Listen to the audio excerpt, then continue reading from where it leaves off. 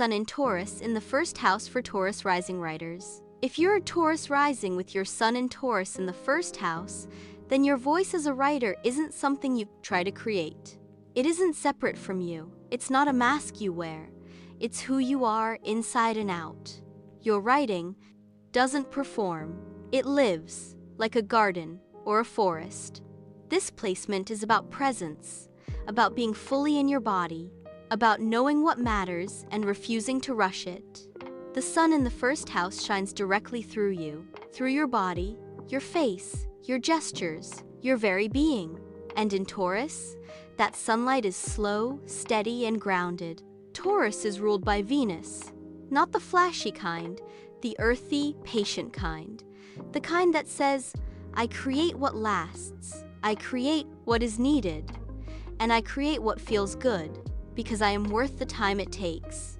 When you write, you don't skim the surface. You don't race to the finish. You inhabit the process. You move through it like walking barefoot on warm soil. Careful, deliberate, sensible, and as determined as the bull. There's strength in your pace. There's tension in your stillness. You don't have to chase drama. Your presence is the power. You might write about the senses, about what things feel like, how they taste, what it means to be in a body. Your work invites readers to slow down and pay attention, to feel the world more deeply. Your writing voice is rich with texture, thick with meaning, subtext, and value. It isn't just about what you say, but how it lands.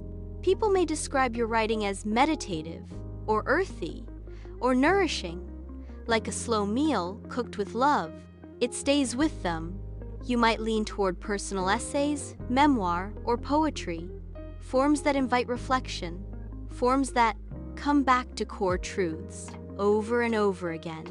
Not because you're repeating yourself, but because repetition deepens the meaning. Your themes might include self-worth, the body, nature and the seasons, love that endures, the power of patience, the accumulation of money.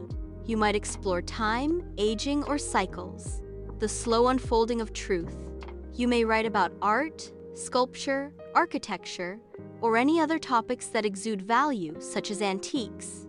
In articles, you may appraise, assess, and evaluate whatever holds your attention. You may write about grief in a way that grounds it, about beauty as something you notice, not chase. Through your characters, you explore issues of respect, appreciation, quality, significance, and usefulness. But you might wonder if your work is too slow. You might doubt its impact, its relevance, especially in a world that prizes speed and spectacle. But the truth is, your work settles into people's bones. They regard it highly and come back to it. They carry it with them. You may struggle with perfectionism, with resistance, with the feeling that it's not ready or not good enough yet. You don't doubt that your work is important, but you wonder if others will see its value. But here's what you must remember. The worth of your writing doesn't come from being loud, or fast, or trendy. It comes from being real, from being rooted. The more you show up, the more your work grows. Like a garden, not a wildfire. Like a tree, not a light show. You are a builder of meaning, a cultivator of beauty. And the writing you make will reflect that. It doesn't have to shout. It simply has to be itself, solid, substantial, and worthy. So if you ever feel left behind by a fast-changing world, if you ever wonder whether your pace is too slow, remind yourself, you are the writer who embodies what is essential, what is necessary, what nourishes. You are not here to impress. You are here to provide, to nurture, and the words that come from that place take root, push forward, grow, flourish, and feed. And that ends our astrological analysis. Please like and subscribe, and why not check out your moon placement next. Happy writing!